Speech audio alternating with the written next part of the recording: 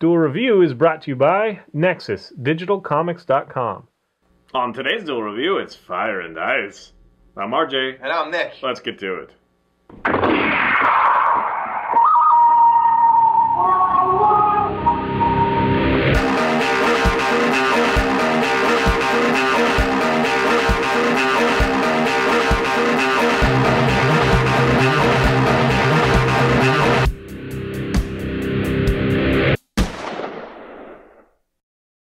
Today is the 27th of September, and we're taking a look at Fire and Ice, the animation.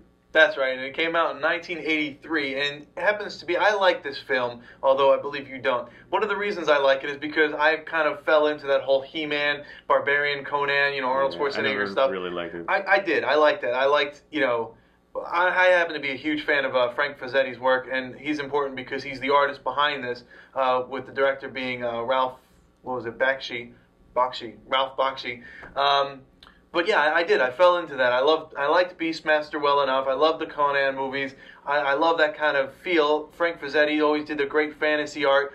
Barbarians versus dragons. Writing cool monsters. Heavy Metal was a great animated film. So my question to you is: do you think that this is another case where all the things that you add to it from all the other things that you love, that you project onto this, is why you like it?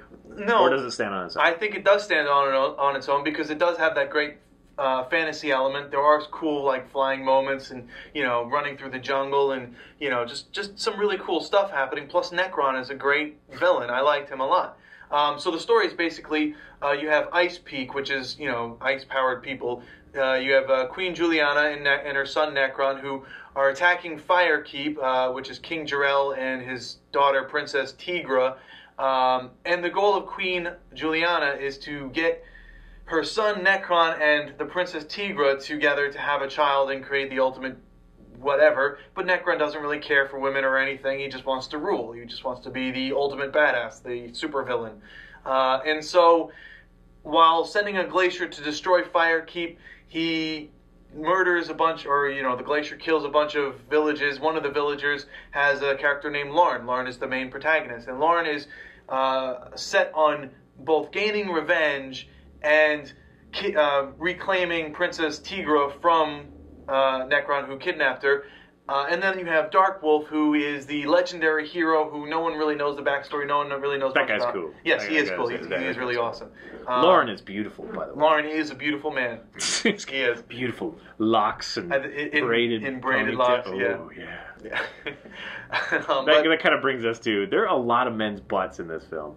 Back in the day, it's just kind of like whatever, but man, there's a lot of gratuitous butt shots. Right, growing up, you're like, this movie's awesome. Rewatching it, you're like, wow, there's a lot of butts, a lot of male butts. Yeah, and of course the female thing, mind you, if I had seen this when you had saw it, I might like it just because it's like, ooh, boobies. You're like, girl, she's almost naked. In a micro bikini. She's awesome. But seeing it now, I think even back then I might have noticed, her butt is so weirdly disproportionate sometimes.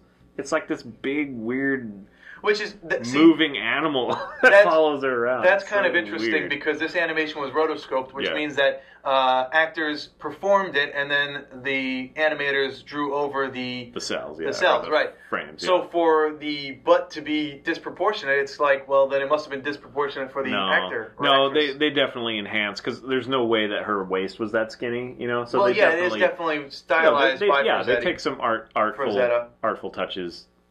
Past the film, so for sure. But it does offer kind of a unworldly way of movement and stuff that it looks a lot like some of those old Peter Gabriel videos and stuff where they did a lot of the rotoscoping and just painting in there. So it does have kind of a charming aesthetic in that way.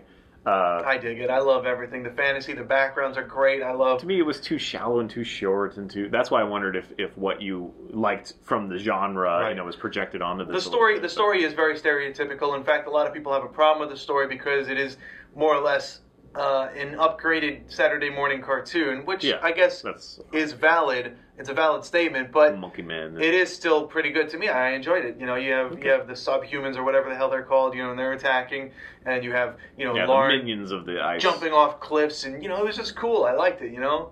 It was, you know, and then there's the underwater scene with the freaking octopus or whatever it was. That was cool. You know, there was just a lot to like, in my opinion, and me being the person who likes the things that I like, I really dug it. So, yes.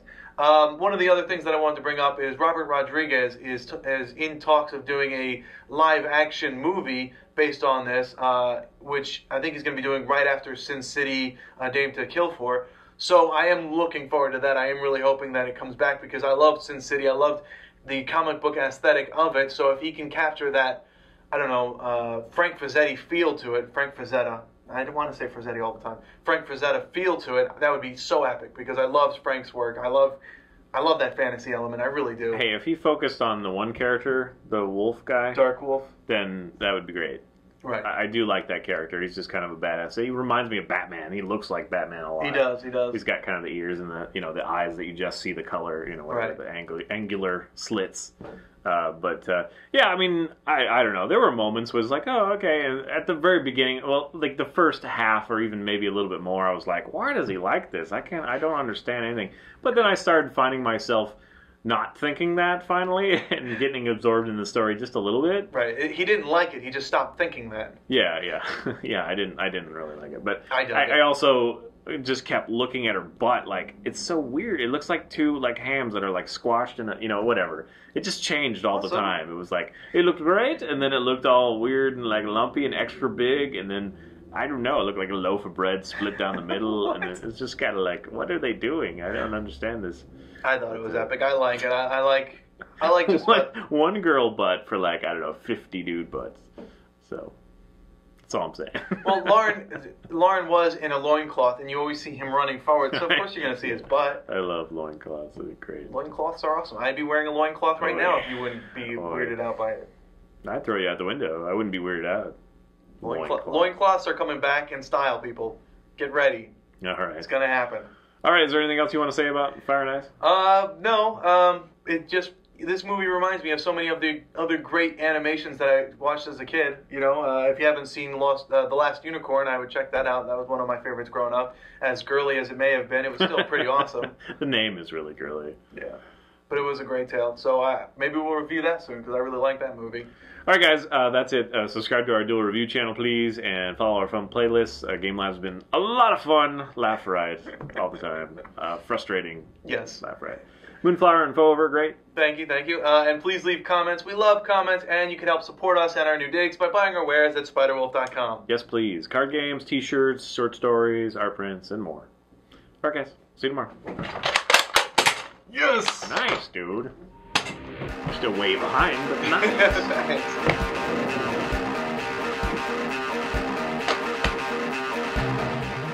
Next time on Duel Review, it's the wrong guy.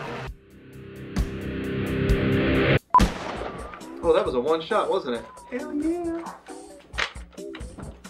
It's like one shot. Nope, one shot is legally my thing. Oh, okay, my bad.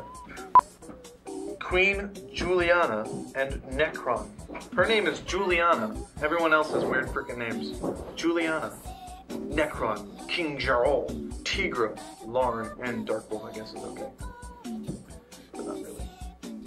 Today is September the 27th, and we're taking a look at Fire and Ice. And before you say anything, to like this film, you really have to like men's butts. Now, how do you feel about Fire and Ice? Well, I happen to. I like Fire and Ice.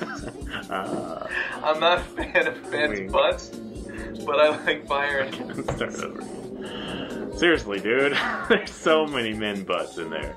There's like one woman butt. I'll give you that. And you see it quite often. But she's in a micro bikini all the time. So are the men. She's running. So are the men.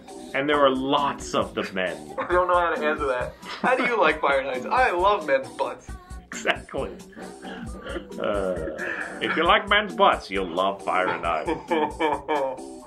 Oh, way to back me into a corner there. That was the plan. It was always going to be a blooper.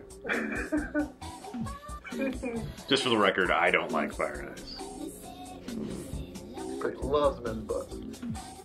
Today's the 27th, dude. Words just caught up with me.